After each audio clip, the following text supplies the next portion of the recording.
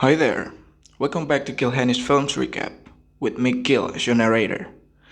Today I'm gonna explain it to you a post-apocalypse film titled Snowpiercer. Beware of the spoilers ahead, please watch out and take care. This film tells the story where humans have almost all become extinct. All the Earth's surface is covered by snow that falls non-stop. The weather is so cold that many people were killed.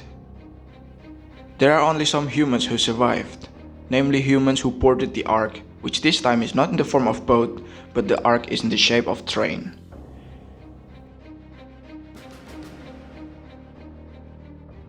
Where the train has been running around continuously and non-stop for the past 17 years since the Earth hasn't been habitable anymore. This film tells the story through the eyes of a group of people who live in the very back of the wagon, where this wagon filled by ordinary people. They only eat plain food every day that doesn't taste good at all, but that's the only way for them to survive. Their lives are so miserable that in the tight piles of bed with no spaces, and the treatment from the officers who handle them often with force. This train-shaped Ark is owned by Mr. Wilford, who is also the driver of this train. The people who stayed in the rear wagon had never ever met Mr. Wilford because all of them weren't allowed to move to another wagon.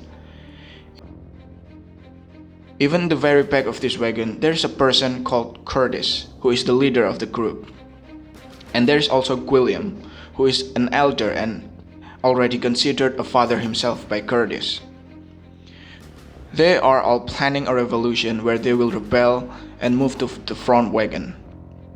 Curtis and William have already arranged the formation down to the finest detail for a revolution later.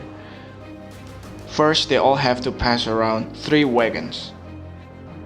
And there, they have to find a Japanese man called Namgung, who is imprisoned. Namgung is someone who can open the next wagon. Without Namgung, these people's effort will be useless. At a time, there was a woman sent by Mr. Wilford to come back to the rear of the wagon and bring a small child with the exact height and the size that has been determined by Mr. Wilford. Of course, that suddenly made Curtis even more eager to make a revolution now. Not only Curtis, but most of the people in the back of the wagon really wanted a revolution because they couldn't stand living there anymore. And the revolution happened. They all helped each other to lift a long pipe that they had prepared beforehand. It was done to keep the door from closing. They finally made it to the wagon where Namgung was. In the prison, it turns out that he's not alone. There is also his 17-year-old daughter, where since birth, the daughter has been in that wagon. Namgung and his daughter won a reward for helping them opening the wagon. That is a chrono. Chrono itself is an industrial waste that can create hallucinations. In the end, they all agreed about the reward that will be given to Namgung. The revolution started, and the first door opened, but there is no people there. People has been fled to the front wagon. Soon the sunlight from outside entered the Ark in the train through the window. Out there, they all see a state of land that they haven't seen in a long time.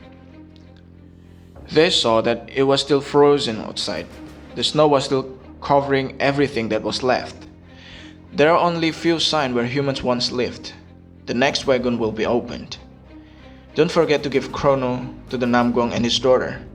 In the wagon, it turns out that the place the food every day is produced.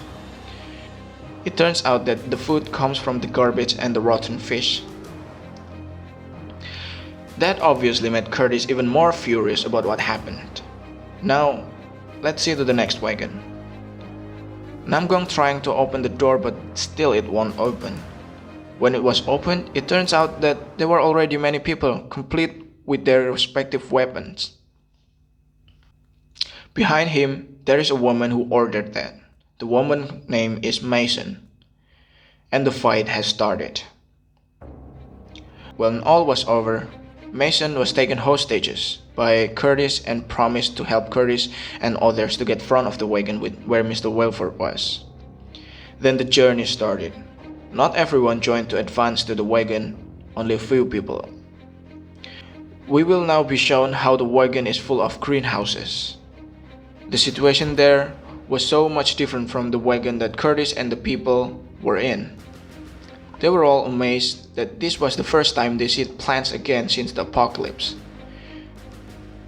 In the next wagon, we will see a big aquarium like a SeaWorld, but inside the train. They are all fascinated by what they see. There is a small restaurant that opens there only twice a year and only serves sushi. That is for the first time they finally ate such delicious food.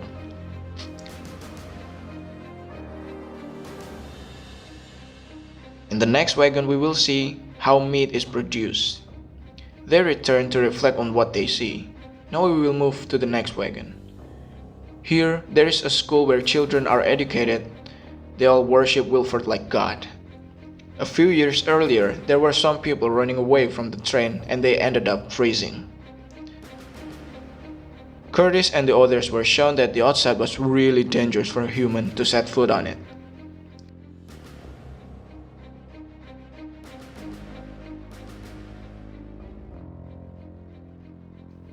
Let's continue our journey to the next wagon. Here there are nice and comfortable rooms that may be for the rich people. In the next wagon there is a 5-star restaurant complete with luxurious food. Next wagon we will see a group of people pampering themselves. Curtis and the company really need to hurry to the front wagon, because behind them they continue to be followed by Mr. Wilford's soldiers. Full of anger, the next wagon we will see its contents, that is a nightclub full of people who are partying.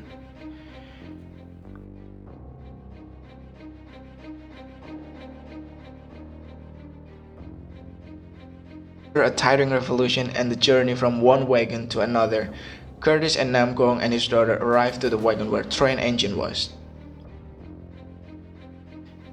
Now only one more door must be opened to meet the owner of this ark, that is Mr. Wilford. But Namgong would not open the door. Namgong wanted to open the train exit.